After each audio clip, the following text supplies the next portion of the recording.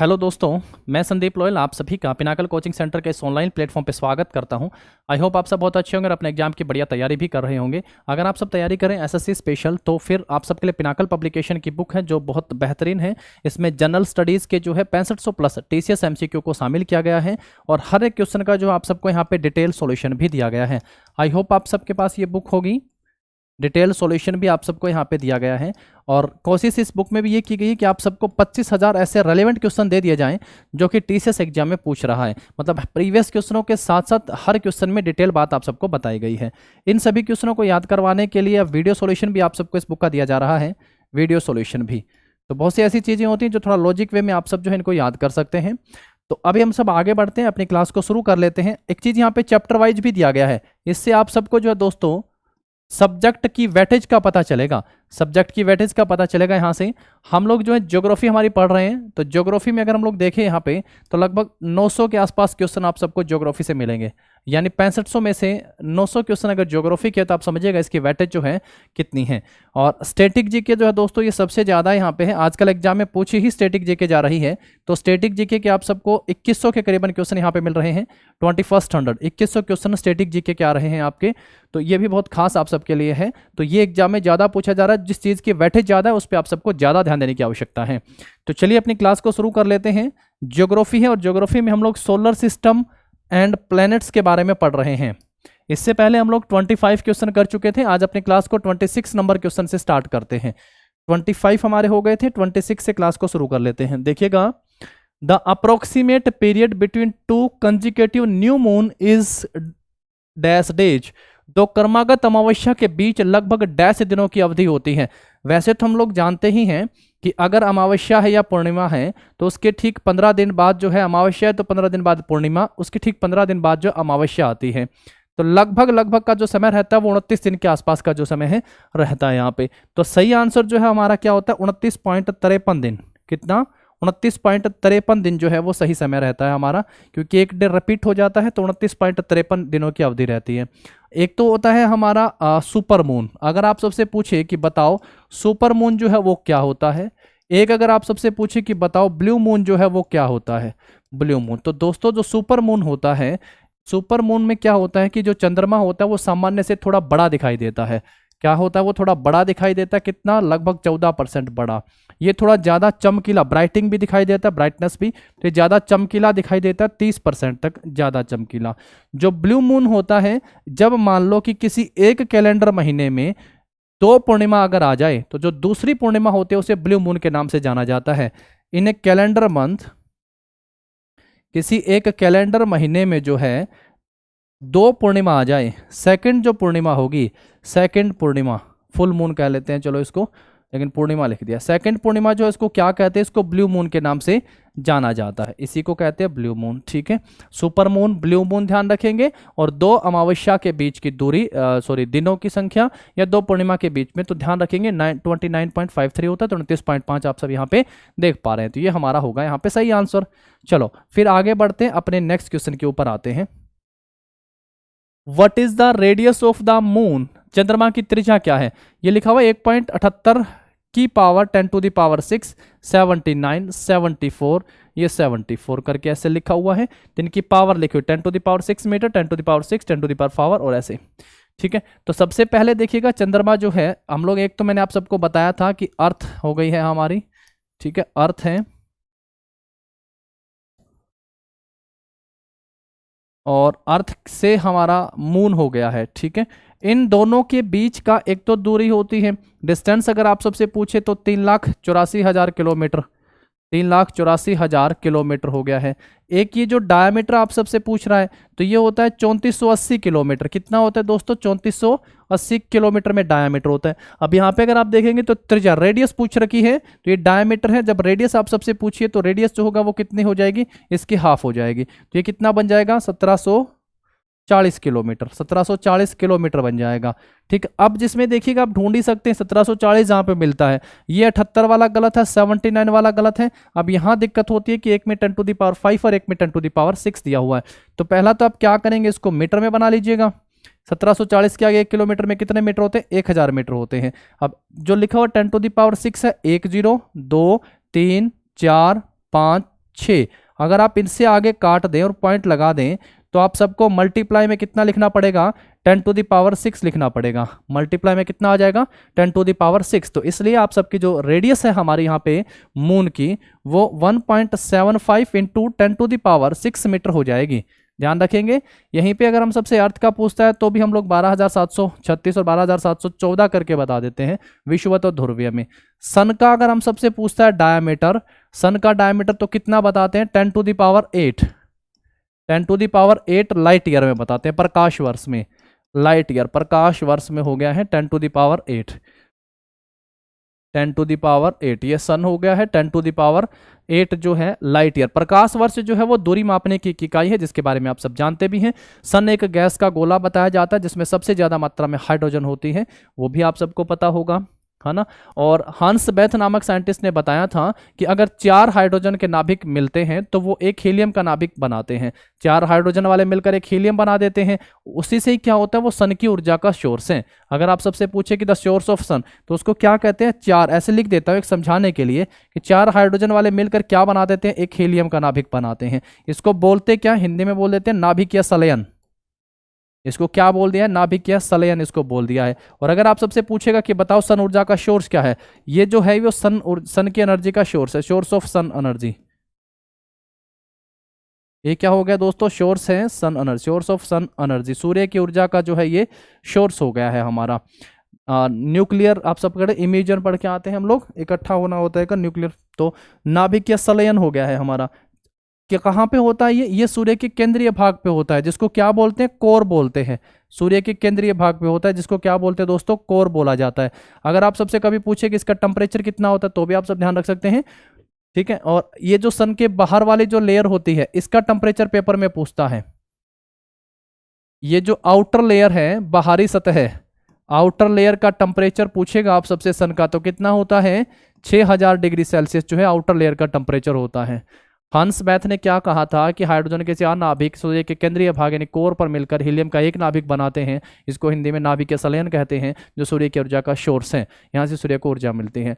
सन का डायमीटर जो 10⁸ light year प्रकाश वर्ष हो गया है।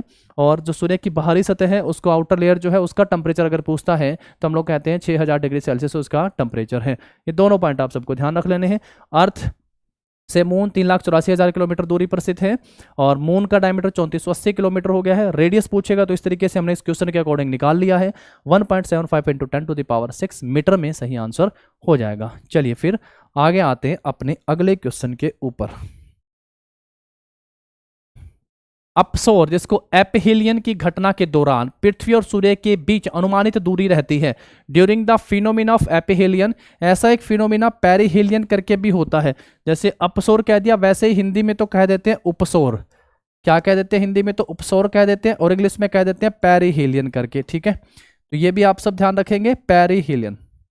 तो दोनों जो अलग अलग घटनाएं, एक में क्या होता है, सन और अर्थ के बीच में जो है दूरी कम हो जाती है, डिस्टेंस कम हो जाता है। और एक में जो है जैसा यहाँ पे लिखा गया है अपसौर लिख दिया है, अपसौर, एक में दूरी जो है वो बढ़ जाती है, अपसौर, और इसको क्या कह दिया, एपीहेलियन कह दिया है, एपीहेलियन।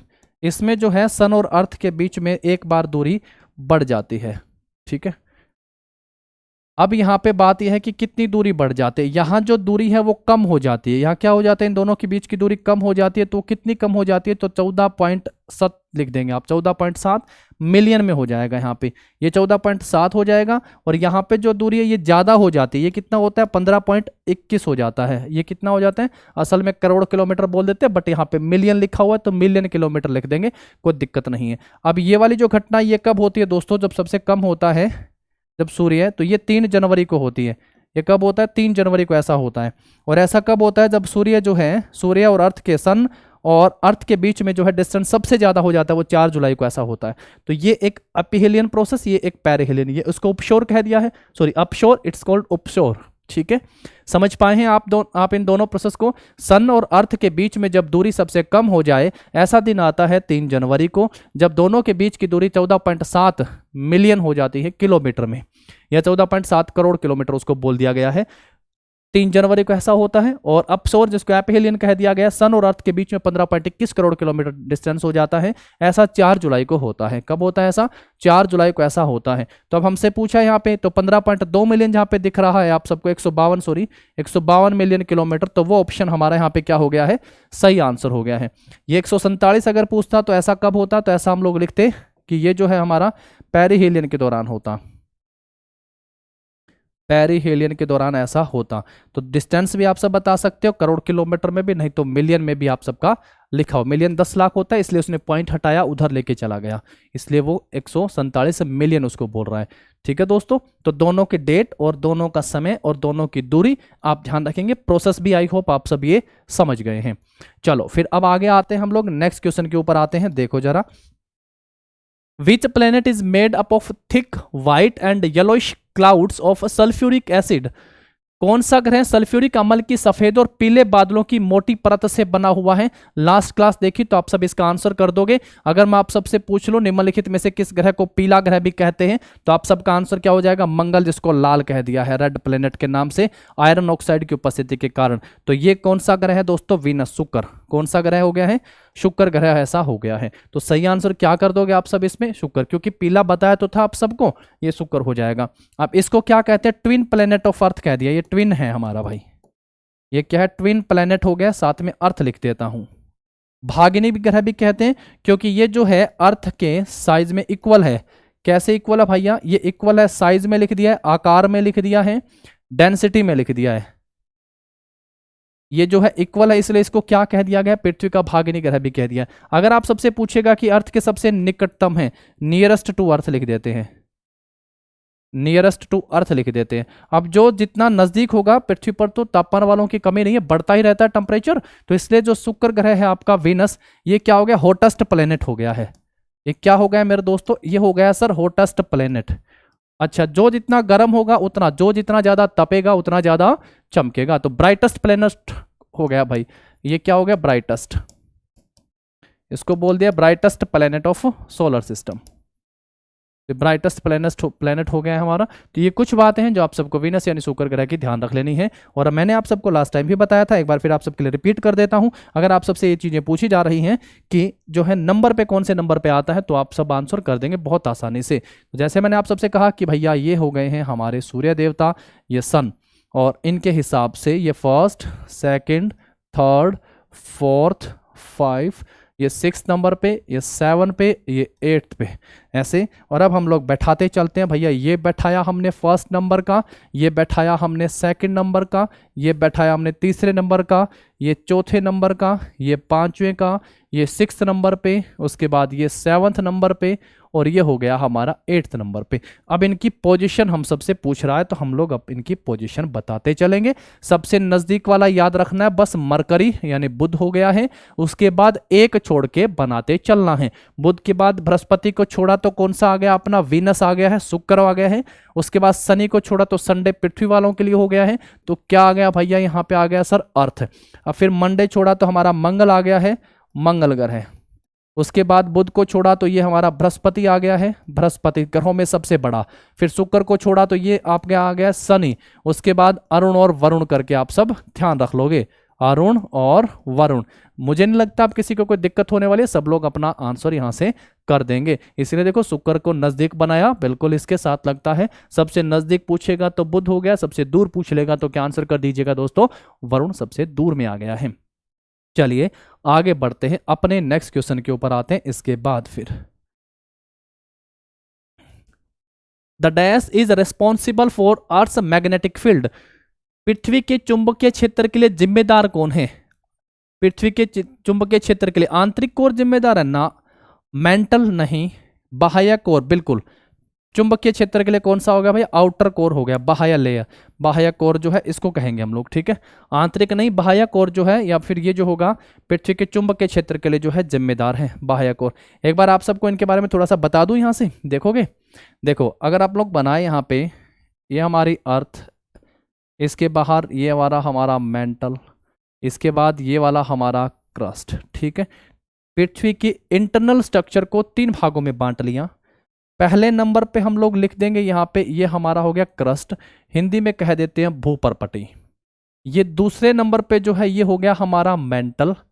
ये क्या हो गया दोस्तों, मेंटल कह दिया, यहाँ पे नाम दे रखा है ना आवरण इसको मेंटल।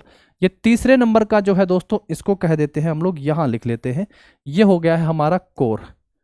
ठीक है, अगले क्लास में पढ़ेंगे, इनके बीच में भी लेयर होती है जिनको भी हम लोगों को पढ़ना है। ठीक है, फिलहाल यहाँ ये देखते हैं, नहीं तो एक ही बार में बहुत ज़्यादा हो जाएगा, पहला आप सबको इन लेयर के बारे में पता हो। ये वाली जो पट्टी है इसको बना देते हैं, ये 34 किलोमीटर की हो गई है, 34। ये वाली जो पट्टी दिखने में छोटी है पर ये 2900 के आसपास है, 2900 किलोमीटर। जब पृथ्वी के नीचे जाते हैं तो ये स्टार्ट हो जाता है। अब हम सबसे पूछता है भाई अगला पॉइंट क्या होता है, अगला पूछता है क्रस्ट में क्या पाया जाता है, तो मैं आंसर करता हूं सियाल और सीमा पाए जाते हैं। क्या पाए जाते हैं दोस्तों, सियाल और सीमा पाए जाते हैं। सियाल, एसआई का मतलब क्या हो गया दोस्तों, सिलिकॉन, एसआई का मतलब सिलिकॉन। एल का मतलब क्या हो गया है, एल्यूमिनियम, एल का मतलब हो गया एल्यूमिना या एल्यूमिनियम, सिलिकॉन, और ये मैग्नीशियम आपको पता चल गया। ठीक है, सियाल और सीमा। मेंटल में क्या पाए जाते हैं, मैग्मा चैम्बर, लावा, जैसे मैग्मा चैम्बर, बेसाल्ट पत्थरों का समूह, बेसाल्ट पत्थरों का समूह भी कह सकते हो। आगे पेपर में अभी जब हम लोग ज्योग्राफी पढ़ रहे हैं तो आगे हमसे ये भी पूछेगा कि जब हम लोग उत्पत्ति के हिसाब से पढ़ेंगे ना तब वहां पे पढ़ के आएंगे, तो मैग्मा चैम्बर से पढ़ के आते, ग्रेनाइट पत्थर उसका एग्जाम्पल है, पूछेगा मैग्मा चैम्बर, ज्वालामुखी जो होता है ना ज्वालामुखी से, तो मैग्मा चैम्बर पाए जाते हैं। कोर में क्या पाया जाता है, अब जहां पे ये दिक्कत होती है चुंबक बनता है तो फिर इसमें क्या पाया जाता है, तो हिंदी में इंग्लिश में लिख देते हैं निफे, हिंदी में क्या लिख देते हैं इसको, निफे लिख देते हैं भैया। अब चुंबक के लिए लोहा चाहिए और लोहा यहां बैठा है, तो बाह्य कोर आप सब इसका आंसर कर देंगे। याद करने का एक तरीका बस मैं आप सबको यहां से बताने की कोशिश कर रहा हूं। चुंबक आयरन होता है ना, तो फिर फेरस है, इसका मतलब एन का मतलब सब लोग समझ गए क्या है सर, ये निकेल है, ये निकेल है, और ये Fe का मतलब क्या हो गया, ये आयरन हो गया, फेरस, क्या बोलते हैं, फेरस बोल देते हैं। फेरस लोहा जिसमें मुख्य रूप से पाया जाता है उसको क्या बोल देते हैं आप, उसको फेरस कह देते हैं। तो ये हो गया हमारा यहाँ पे आयरन। अब ये दो तीन बातें आप सब समझ पाए हैं। अब देखिएगा ये जो है, अगर आप सबसे पूछे कि क्रस्ट संपूर्ण पृथ्वी का कितने प्रतिशत भाग बायो वॉल्यूम कवर कर रखा है, तो मात्र 0.5%। कितना दोस्तों, मात्र 0.5% भाग जो इसने कवर कर रखा है। मेंटल ने संपूर्ण पृथ्वी का बायो वॉल्यूम कितने प्रतिशत भाग कवर कर रखा है, तो 16% भाग इसने कवर कर रखा है। एंड द कोर ने कितना प्रतिशत भाग कवर कर रखा है बाय वॉल्यूम, तो आंसर होगा कोर ने 83% जो है बाय वॉल्यूम कवर कर रखा है। पहला ये पॉइंट में आप सबको क्लियर हो गया। दूसरा, अब जो पेपर में क्वेश्चन बनते हैं वो देखो जरा कैसे पॉइंट आप सबसे पूछता है। यहां से आप सबसे पूछेगा, अब देखो मैंने सबसे पहले दो तीन बातें यहां पे क्रस्ट की लिख दी, फिर मेंटल की। यहां पे एक पॉइंट आप सबसे अगर ये पूछ लिया जाए कि क्रस्ट का जो है घनत्व कितना होता है, घनत्व मतलब मास, जैसे डेंसिटी होती है ना, मास पर यूनिट वॉल्यूम, उसको बोलते हैं हम लोग डेंसिटी यानी घनत्व बोलते हैं। तो जो घनत्व है, जो डेंसिटी है, तो ये कितनी होती है 2.7। अब मास अपॉन वॉल्यूम होता है ना, मास की यूनिट क्या होती है ग्राम, और वॉल्यूम की यूनिट क्या होती है सेंटीमीटर क्यूब कर दिया, तो इसकी कितनी होती है 2.7 ग्राम पर सेंटीमीटर क्यूब हो जाता है। मेंटल की कितनी हो जाती है, तो मेंटल की होती है 3.5 से लेके 5.5। अब जो बच्चा थोड़ा सा सीरियस है ना वो समझ गया कि ग्राम पर सेंटीमीटर क्यूब लिखा है ना, तो लिखने की थोड़ी आवश्यकता है कि घनत्व बताया जा रहा है सर से, कि क्या बताया जा रहा है, इसका घनत्व, डेंसिटी बताई जा रही है। और तीसरे नंबर पे जो कोर है इसका घनत्व अगर डेंसिटी पूछे हमसे, डेंसिटी, तो इसकी कितनी हो जाती है 13 ग्राम पर सेंटीमीटर क्यूब। कितनी हो जाती है 13 ग्राम पर सेंटीमीटर क्यूब जो है मेरे दोस्तों, यहां से इसकी क्या हो गई है भाई, डेंसिटी। और पूछिए आप सबसे कि बताओ संपूर्ण पृथ्वी की डेंसिटी कितनी है, संपूर्ण पृथ्वी की डेंसिटी ये वाली कर देना। अर्थ की डेंसिटी अगर आप सबसे पूछे तो बताओ कि अर्थ की डेंसिटी कितनी है, तो क्या आंसर करोगे भाई, अर्थ की डेंसिटी हो गई है सर 5.5 ग्राम पर सेंटीमीटर क्यूब, ये आंसर कर देंगे। कर दोगे कि नहीं, तो बिल्कुल सर। अब मैं एक बार फिर से रिपीट करता हूं, मैंने पृथ्वी को नीचे की तरफ जब हम लोग गए तो 3 भागों में बांटा। भूपरपट्टी पर सबसे ज्यादा मात्रा में क्या पाया जाता है, तो ऑक्सीजन पाई जाती है। सबसे ज्यादा मात्रा में क्या होता है दोस्तों, ऑक्सीजन। फर्स्ट नंबर पे क्रस्ट में भूपरपट्टी में क्या है, ऑक्सीजन है। क्या है, ऑक्सीजन। ऊपर आते हैं पृथ्वी से ऊपर एनवायरमेंट में सबसे ज्यादा क्या है, नाइट्रोजन है। सूर्य में जाते हैं सबसे ज्यादा क्या है, हाइड्रोजन है। तो ऑक्सीजन फर्स्ट नंबर पे है, उसके बाद देखो सिलिकॉन दोनों में है, तो दूसरे नंबर पे कौन है, सिलिकॉन। तीसरे नंबर पे क्या है, एल्यूमिना। ये क्रस्ट में जो तत्व पाए जाते हैं, एलिमेंट जो पाए जाते हैं, उनका बताया गया है। देखो अभी मेरी बात को ध्यान से सुन लेना, मैं एक बार रिपीट कर देता हूं। आंतरिक संरचना नीचे बढ़े 3 भागों में बांटा, एक पे लिखा क्रस्ट, दूसरा मेंटल, तीसरे नंबर पे कोर केंद्रीय भाग। क्रस्ट में क्या पाए जाते हैं, सियाल और सीमा पाए जाते हैं। मेंटल में क्या पाए जाते हैं, मैग्मा चेंबर। आगे पढ़ेंगे तो लिखेंगे वहां बेसाल्ट चट्टानों का समूह भी होता है। तीसरे नंबर पे हो गया है कोर, केंद्रीय भाग, जिसको नीफे कहते हैं। जहां चुंबक कहां बनेगी, जहां आयरन होगा। तो Fe का मतलब जो है यहाँ पे फेरस होता है, जिसमें लोहा पाया जाता है। तो मैंने बाह्य कोर इस क्वेश्चन का आंसर कर दिया। अब अगला पॉइंट आता है, इसने क्रस्ट ने इस संपूर्ण पृथ्वी का कितने प्रतिशत भाग कवर कर रखा है, तो मात्र 0.5%। अंदर की तरफ 34 किलोमीटर बड़ा हुआ है ये। मेंटल ने संपूर्ण पृथ्वी का कितने प्रतिशत भाग कवर कर रखा है, तो इट्स 16% भाग जिसने कवर कर रखा है। तीसरे नंबर पे कोर ने जो है 83% भाग कवर कर रखा है। क्रस्ट के अंदर जो है डेंसिटी कितनी है, तो 2.7 ग्राम पर सेंटीमीटर क्यूब हो जाएगा। दूसरा देखेंगे यहां से हम लोग मेंटल की डेंसिटी कितनी हो गई है, तो 3.5 से लेके 5.5 ग्राम पर centimetre cube. And the core की डेंसिटी पूछेगा तो कितनी हो गई है दोस्तों, यहां से आपकी 13 ग्राम पर सेंटीमीटर क्यूब। कहां लिखा है, ये लिखा हुआ है 13 ग्राम पर सेंटीमीटर क्यूब। और संपूर्ण अर्थ की पूछ लेगा तो एक बार में आंसर करना है तो 5.5 ग्राम पर सेंटीमीटर क्यूब हो जाएगा। अब ये वाला डायग्राम एक बार जरा देख लो आप सब, ठीक है। आई होप आप सब यहां से चीजों को कुछ तो क्लियर कर पाए हैं और यहां से समझ भी पाए होंगे, है ना।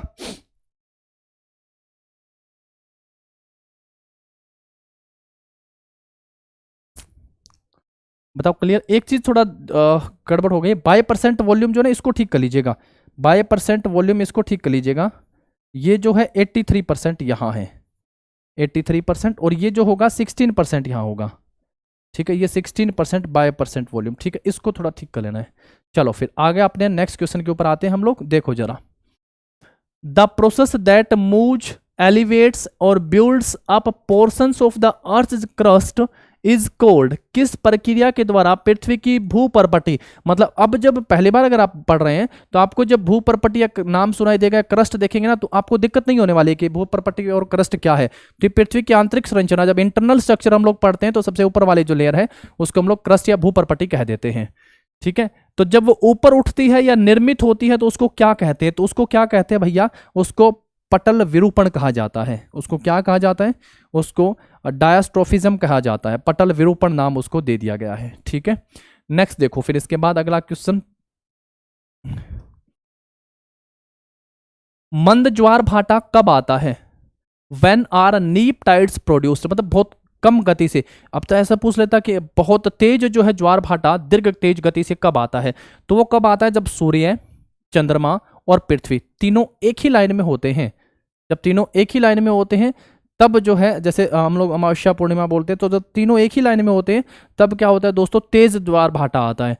और यहाँ पे क्या लिख दिया है, जब सूर्य और चंद्रमा पृथ्वी के समकोण पर होते हैं। हाँ बिल्कुल यही सही है, जब समकोण पर होते हैं, तो पहला ऑप्शन सही आंसर है। और दीर्घ ज्वार भाटा कब आता है, जब तीनों एक समेकित एक लाइन में होते हैं तब जो दीर्घ ज्वार भाटा आता है। नेक्स्ट क्वेश्चन देखो फिर इसके बाद, the bodies glowing in the night sky are known as. रात्रि में आकाश में चमकने वाले पिंडों को किस नाम से जाना जाता है, तो रात्रि में जो क्षुद्र ग्रह नहीं है, एस्ट्रॉइड क्या बताएं आप सबको, उसमें कहा गया है आप सबको कि जो मंगल और बृहस्पति की कक्षाओं के बीच में पाए जाते हैं। हेले नामक जो है एक धूमकेतु भी आप सबको पढ़ाए हैं, तो धूमकेतु भी ध्यान रखेंगे। उल्का पिंड भी है। धूमकेतु प्रत्येक का लौटने का समय जो होता है निश्चित होता है। ये सारे खगोलीय पिंड हो गए हैं। और हेले नामक धूमकेतु कितने साल के बाद लौटता है, तो 76 ईयर जो है उसका टाइम पीरियड है जो फिक्स है उसके लौटने का, प्रत्येक का जो है फिक्स होता है। ये आप सब ध्यान रखेंगे, ठीक है। तो सही आंसर हमारा क्या हो गया यहाँ पे, खगोलीय पिंड है। रात्रि में आकाश में चमकने वाले पिंडों को क्या कहते हैं, खगोलीय पिंड कहते हैं, सेलेस्टियल बॉडी। क्षुद्र ग्रह आप सबको बता ही दिया, मंगल और बृहस्पति ग्रह की कक्षाओं के बीच में जो पाए जाते हैं उनको हम लोग क्या कहते हैं, बृहस्पति की ग्रह की कक्षाओं के बीच में क्षुद्र ग्रह कहते हैं। ऐसा एक क्षुद्र ग्रह का नाम बताओ सर, फोरवेस्टा। क्या नाम है, फोरवेस्टा, जिसको नंगी आंखों से देखा जा सकता है, see by naked eye, by naked eye, जिसको नंगी आंखों से देखा जा सकता है, नेक्ड आई, ठीक है। चलिए नेक्स्ट क्वेश्चन पे आते हैं। इसके बाद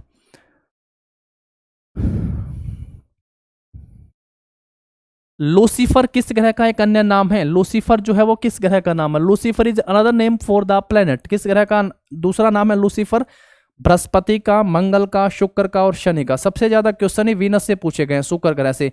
येलोइश प्लेनेट का नाम भी इसको दे दिया है, येलोइश प्लेनेट इसको कह दिया है। है ना, शुक्र ग्रह को। बहुत सारी बातें मैंने आपको इसकी क्लास की शुरुआत में आज ही बता दी हैं, कल भी बताई थी, लास्ट क्लास में आप सबने देखी हो। तो येलोइश प्लेनेट के नाम से भी इसको जाना जाता है। चलिए नेक्स्ट क्वेश्चन के ऊपर आ जाइएगा फिर इसके बाद। Planetary scientist call the thin gaseous envelope around the moon as the dash. जो वैज्ञानिक हैं, गृह वैज्ञानिक, जो ग्रह के बारे में जांच पड़ताल करते हैं, खोजबीन करते हैं, चंद्रमा के चारों तरफ पतले गैसीय आवरण को क्या कहा गया है?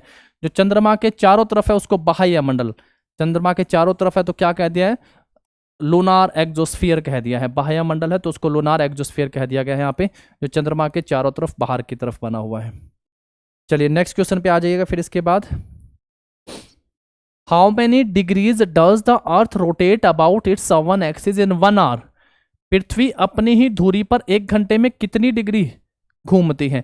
जो पृथ्वी अपने अक्ष पर घूमती है दोस्तों, तो कितनी स्पीड से घूमती है? 1610 किलोमीटर प्रति घंटे की रफ्तार से।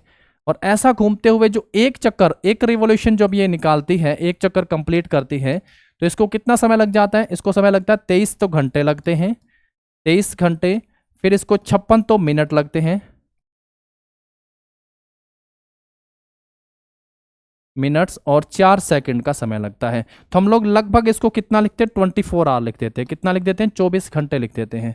24, देखो याद भी हो सकता है, 4 56 में जोड़ोगे तो 60 मिनट बने, 60 मिनट को इधर जोड़ोगे तो 1 घंटा बन जाएगा, ऐसे याद भी रख सकते हो। और जब एक चक्कर कोई भी अपने अक्ष पर ऐसे घूम के आता है तो कितने डिग्री घूम आता है? तो 360 डिग्री घूम आता है। कितने डिग्री घूम आता है? 24 आवर्स में कितना डिग्री घुमाएगा भाई? 360 डिग्री जो है वो कंप्लीट कराएगा। तो 1 आवर में जब आप सबको निकालना है 1 घंटे में, तो कितना आंसर करना होगा? 360 को 24 से डिवाइड करना होगा। अब ये कट पिट के कितना आ गया मेरे भाई? 15 आ जाएगा, 15 डिग्री। तो 1 घंटे में जो है पृथ्वी अपने अक्ष पर कितना चक्कर काटती है? तो 15 डिग्री हो जाएगा हमारा आंसर। ठीक है, 15 डिग्री जो होगा वो हमारा इस क्वेश्चन का सही आंसर हो जाएगा। दोस्तों बताओ यहां तक चीजें क्लियर हो गई हैं आपको? नेक्स्ट देखो फिर इसके बाद। विच of the following is the outer most solid part of the अर्थ? बताने की आवश्यकता नहीं है। सबसे बाहरी जो पार्ट कौन सा था दोस्तों? क्रस्ट। क्या कहा था उसको? भूपर्पटी कहा था। अंदर जाते हैं तो कितने किलोमीटर तक फैला है? 34 किलोमीटर तक फैला है। संपूर्ण पृथ्वी का बाय वॉल्यूम कितने प्रतिशत भाग कवर कर रखा है? 0.5% कर रखा है। क्या पाया जाता है क्रस्ट में? सियाल एंड सीमा। क्या पाए जाते हैं दोस्तों? सियाल एंड सीमा इसके अंदर पाए जाते हैं। और क्या रहेगा? डेंसिटी कितनी है इसकी? 2.7 ग्राम पर सेंटीमीटर क्यूब जो है इसकी डेंसिटी हो गई है। उसके बाद क्या था? मेंटल था। मेंटल जो है अंदर तक कितना है? तो ये 2900 किलोमीटर। ये याद करने का तरीका सीरीज में लिख देते हैं आप और हमको पता है ये कितने प्रतिशत तक हो गया है। ये बाय वॉल्यूम 83% है। इसमें क्या पाए जाते हैं? तो इसमें मैग्मा चैम्बर पाया जाता है। मैग्मा चैम्बर इसमें पाए जाते हैं। और इसकी जो है वॉल्यूम कितनी हो, सॉरी डेंसिटी कितनी है? 3.5 से लेके 5.5 ग्राम पर सेंटीमीटर क्यूब जो है इसकी वॉल्यूम हो गई है। कोर जो पृथ्वी का अंदर का केंद्रीय भाग हो गया है, और इसमें जो है बाय वॉल्यूम में कितना प्रतिशत है? तो ये 16% है। इसमें क्या पाया जाता है? तो इसमें निफे पाया जाता है, निकेल एंड फेरस। इसके भी लेयर को डिवाइड कर देंगे, पहले आप इसको याद कर लीजिएगा, अगली बार क्लास में देखिएगा इसको और अच्छे से थोड़ा एक्सप्लेन कर लेंगे। एक बार में सब करते तो शायद आप सब नहीं समझ पाते। तो निफे हो गया है, निकेल एंड फेरस हो गया है हमारा, निफे इसमें पाया जाता है। अब इसकी डेंसिटी 13 ग्राम पर सेंटीमीटर क्यूब इसकी डेंसिटी हो गया। तो अब मुझे बताओ सबसे ऊपर वाले लेयर को क्या कहते हैं? तो क्रस्ट कहते हैं, जिसका हिंदी में नाम होता है भूपर्पटी। क्या कह देते हैं दोस्तों उसको? भूपर्पटी के नाम से उसको जाना जाता है। समझ पाए हैं? चलिए नेक्स्ट क्वेश्चन पे आते हैं फिर इसके बाद। देखो जरा आगे। Which of the following is known as the study of earthquake? भूकंपों का स्टडी जब किया जाता है तो उसे क्या कहा जाता है? भूकंपों का अध्ययन क्या कहलाता है भाई? सिस्मोलॉजी कहलाता है। मेजरमेंट किस में करते हैं? तो सिस्मोग्राफ होता है हमारा ना, सिस्मोग्राफ में। और रिएक्टर स्केल में मापा जाता है। रिएक्टर स्केल से भूकंप की तीव्रता को मापा जाता है। हिंदी में कहते हैं intensity of earthquake is measured in Richter scale. बताया जाता है ना कि भूकंप जो है इतना रहा था, 6.5 रहा था, 7 रहा था, 4 रहा था, 2 रहा था। तो intensity of earthquake is measured in Richter scale and the study of earthquake is called seismology. ठीक है, चलो नेक्स्ट क्वेश्चन के ऊपर आओ फिर इसके बाद। आगे जो लिखता है हमारा यहाँ पे,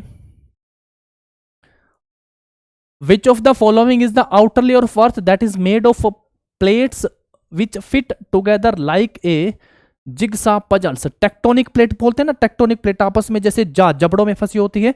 जिग्स सा देखी हुई है आपने, जिग्सा लिखा हुआ है यहाँ पे, देखी होगी शायद आपने, जिसमें हम लोग ऐसे टेबल के ऊपर होता है वैसे उसको टाइट कर देते हैं, बीच में उसको किसी चीज को होल्ड कर लेते हैं, तो एक सा होता है, जबड़ा होता है उसका। निम्न में से कौन पृथ्वी की बाहरी परत है जो प्लेटों से निर्मित है, जो एक साथ जिग्सा जो है पजल या आरा जिसको बोलते हैं की तरह बना होता है? तो क्या होता है भाई, लिथोस्फीयर हो गया क्या, लिथोस्फीयर, लिथोस्फीयर हो जाएगा, स्थल मंडल जो हो जाएगा हमारा फिर। ठीक है, चलिए फिर स्थल मंडल कर लीजिएगा इसका आंसर हमारा। नेक्स्ट क्वेश्चन के ऊपर फिर आते हैं हम लोग इसके बाद आगे। ये हम लोग पहले पढ़ चुके हैं क्या, Europa is the natural satellite of, Europa किसका प्राकृतिक उपग्रह है? यूरोपा पढ़े थे सर, एक लो करके भी पढ़े थे, है ना, कैस्टिमो करके भी पढ़े थे, ज्ञानेमिड भी पढ़े थे। तो वो किसका है दोस्तों, ये बृहस्पति के हैं। किसने, चारों बृहस्पति के, कितने, चार जो बताए गए थे, असल में तो 79 पढ़ के आते हैं, टोटल जो है वो कितने हो गए हैं, टोटल 79। जो चार जिनको डिस्कवर करा था, चार जिसकी डिस्कवरी गैलीलियो गैलीली ने की थी 1610 में, डिस्कवरी किसने करी थी, गैलीलियो ने, गैलीलियो ने जो है इसकी डिस्कवरी करी थी, अपनी दूरबीन बताया था, कब की बात है दोस्तों, 1610, 1610 की बात है। वो भी हो गया। मंगल ग्रह हो गया है आपका, फोबोस और डीमोस पढ़ के आते हैं। गैनेमेड जो है वो सबसे बड़ा हो गया है, गैनेमेड जो है वो सबसे बड़ा, उपग्रहों में सबसे बड़ा, उपग्रहों में सबसे बड़ा हो गया है। शनि में टाइटन पढ़ लेते हैं हम लोग, फोबोस और डीमोस जो है हमारे मंगल पे हो गए। चलो फिर नेक्स्ट क्वेश्चन के ऊपर आ जाओ इसके बाद। एक तारे के जीवन काल में नेबुला चरण किस संदर्भित करता है? In the life cycle of a star the stage nebula refers to. तो अब ये सिंपल हमारा डेफिनेशन बेस हो गया है। पहला ऑप्शन लिखता है the stage when the outer layer expand cool down and become less bright, वो चरण जिसमें बाहरी परत फैलती है, ठंडी होती है एवं कम चमकीली हो जाती है। दूसरा है the last stage of its life, इसके जीवन का अंतिम चरण। तीसरा है ए cloud of dust and hydrogen, धूल तथा हाइड्रोजन का एक बादल। तो यही हो जाएगा इसका सही आंसर, ऑप्शन जो होगा हमारा सी इसका सही आंसर हो जाएगा, धूल तथा। ये डेफिनेशन बेस है, सिंपल, इनको याद कर लीजिएगा। नेक्स्ट देखो इसके बाद फिर, विच of the following planet is not a Jovian planet, is not a Jovian planet, कौन सा एक जोवियन ग्रह जो है वो नहीं है, कौन सा नहीं है बताना है आपको। बृहस्पति, यूरेनस, शनि, अरुण वरुण रह गए आपके, नेपच्यून सॉरी नेपच्यून इसमें शामिल और कर लो, तो ये चार हो गए हैं हमारे। मंगल के साथ कौन सा हो गया, मरकरी के साथ मरकरी हो गया, बुध, फिर कौन सा हो गया है हमारा यहाँ पे शुक्र हो गया है, वीनस, और उसके साथ से फिर हमारा क्या हो गया, अर्थ। ये स्थल वाले हो गए हैं हमारे, ठीक है। चलिए फिर, ये तो पता आप सबको। अगर आप सबसे पूछे कि नेक्ड आई से किनको देखा जा सकता है, तो मंगल को देखा जा सकता है, बुध को, बृहस्पति को, शुक्र को और शनि को, इन पांचों को नेक्ड आई से देखा जा सकता है। आकार में बड़े छोटे भी आप सबको पता चल गए हैं। तो सही आंसर हमारा क्या हो जाएगा इसमें, पहले वाला, ये तीन तो हो गए ना हमारे, ये वाला ऑप्शन हो गया सही आंसर, ठीक है, ऑप्शन फर्स्ट वन सही आंसर हो गया। नेक्स्ट देखो फिर इसके बाद हमारा क्वेश्चन, ये भी हमारा जो है एक आपका डेफिनेशन हो गई है, डेफिनेशन हो गई, बताओ क्या हो जाएगा इसका आंसर।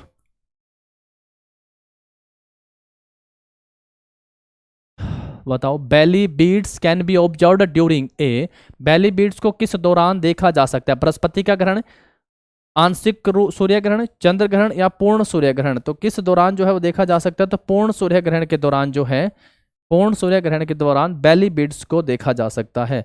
तो ऑप्शन क्या हो जाएगा दोस्तों अपना यहाँ पे, डी, इस ऑप्शन का डी ऑप्शन जो वो सही आंसर हो जाएगा। नेक्स्ट देखो इसके बाद फिर, the weight of an object on the moon is equal to dash of its weight on the earth. बहुत सिंपल, चंद्रमा पर किसी वस्तु का भार पृथ्वी पर उसके भार के डैश के बराबर होता है, 1/6 होता है। कितना होता है? 1/6 होता है। द्रव्यमान अगर आप सबसे पूछ ले तो वो 1/81 हो जाता है द्रव्यमान। और यहाँ पे भार पूछ लिया है तो इसको हम लोग किससे मल्टीप्लाई करवा देते हैं फिर, आपका ग्रेविटेशनल फील्ड से। तो क्योंकि ग्रेविटी नहीं होती ना, इसीलिए 1/6 हो जाता है। वो हमारा 9.81 होता है तो उसको लगभग 10 मान लेते हैं, ठीक है। तो चलिए फिर नेक्स्ट क्वेश्चन पे आते हैं। इसके बाद देखिएगा अगला क्वेश्चन क्या कहता है आपको। यहाँ पे कुछ चीजें ऐसी हैं जो आपको सीधा सीधा याद कर लेनी है भाई। देखो मैं बार बार हेले धूमकेतु की बात कर रहा था, तो what is the periodicity Halley's comet. हैले के धूमकेतु की आवधिकता कितनी होती है, यानी प्रत्येक धूमकेतु का जो है लौटने का समय निश्चित होता है। तो 76 वर्ष बाद जो है हैले धूमकेतु की क्या बोलते हैं इसको, पीरियोडिसिटी या फिर आवधिकता होती है। 76 वर्ष बाद आता है हैले धूमकेतु। नेक्स्ट देखो फिर इसके बाद अगला क्वेश्चन आता है हमारा ज्योग्राफी से, लॉन्गिट्यूड्स एंड लैटिट्यूड से संबंधित कुछ क्वेश्चन है। अब देखते हैं यहां से इस ज्योग्राफी से हमसे लॉन्गिट्यूड और लैटिट्यूड से क्या क्या क्वेश्चन पूछे। देशांतर और अक्षांश, देशांतरों से और अक्षांशों से क्या क्वेश्चन पूछे गए, देशांतर व अक्षांश से जो है क्या क्वेश्चन पूछे गए। चलिएगा देखो यहां पे, which of the following parallels of latitudes represent the tropic of Capricorns, अक्षांश के निम्नलिखित में से कौन सा समांतर मकर रेखा का प्रतिनिधित्व करता है।